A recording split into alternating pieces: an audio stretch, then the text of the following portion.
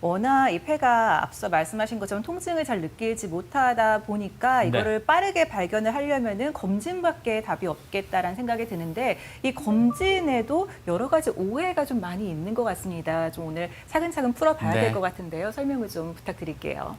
네, 사실 이제 폐암 국가 검진이 도입된 지가 3년 정도가 됩니다. 과거에는 폐암 검진이라는 개념이 없었습니다. 엑스레이에서 말씀드린 대로 폐암을 발견하기는 굉장히 어려운 일이었으니까요.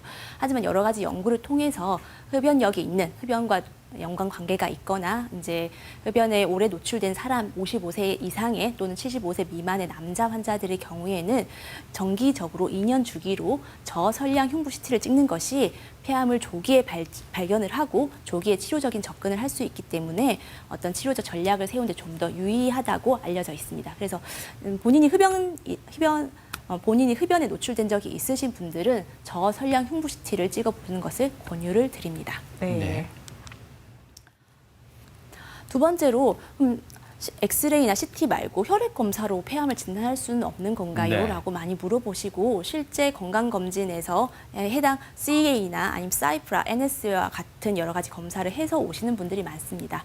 하지만 이런 여러 가지 CEA나 NSA 같은 수치들은 다른 장기암에서도 상승이 가능하고 흡연과 같은 지금 담배를 피고 있다면 암이 없더라도 CEA 수치가 상승하는 경우가 있습니다. 그래서 이런 검사들은 폐암의 진단 목적으로 사용하는 것은 조금 한계가 있습니다.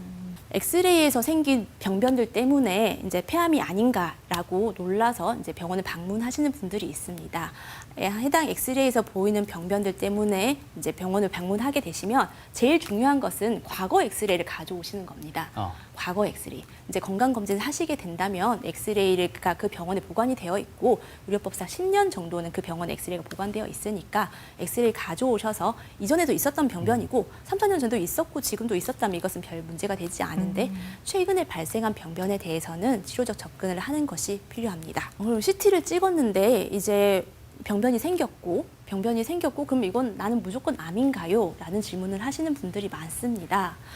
CT에서 생긴 폐 결절을 모두가 암은 아닙니다. 말씀드렸듯이 폐에 생긴 염증, 폐는 외부랑 끊임없이 소통하는 공간이니까요. 엄마 뱃속에서 나와서 첫 울음을 딱 트는 그 순간부터 폐는 외부랑 끊임없이 소통을 합니다. 완전히 세균이 없는 그런 무균적인 공간도 아니고 내가 일을 열심히 하는 동안 폐도 열심히 일을 하고 있습니다. 그 과정에서 얼굴에 뾰루지가 나듯이 폐에도 뾰루지가 발생을 할 수 있습니다. 그런 게 이런 결절의 형태로 나올 수가 있습니다. 네. 이런 결절이 양성인지 악성인지 또는 조직 검사가 필요한지 추적 관찰이 필요한지에 대해서는 호흡기내과 의사와 상의를 하는 것이 반드시 필요하기 때문에 이런 문제가 있다면 호흡기내과를 꼭 방문해 주시는 것이 필요하겠습니다. 네. 단 한 번의 검사만으로도 확실히 판별을 낼 수 있는 그런 좀 더 정확한 검사법은 없을까요? 연구를 해야 되겠죠, 저희가. 예. 네. 그래서 이런 결절을 가지고 오시면 이제 과거 영상과 비교를 하고요. 그다음에 환자 혈액 검사나 이런 것들을 통해서 이제 암과 연관성이 있는 여러 가지 문제를 저희가 추론을 하게 되고 염증성 병변인지 아닌지를 감별하기 위해서 필요한 경우는 조직 검사를 하게 됩니다. 하지만 조직 검사 자체가 가지는 여러 가지 환자에게 위해되는 요소가 있기 때문에 조직 검사가 꼭 필요한 환자와 아니면 밖에서 경피적 폐생검이나 기관지 내시경 검사를 하지 않고 바로 수술을 통해서 진단과 치료를 하는 케이스들을 혼자서 결정하지 않고 호흡기내과 의사가 폐암 다학제 회의를 통해서 어떤 진단적 접근을 하도록 되어 있습니다.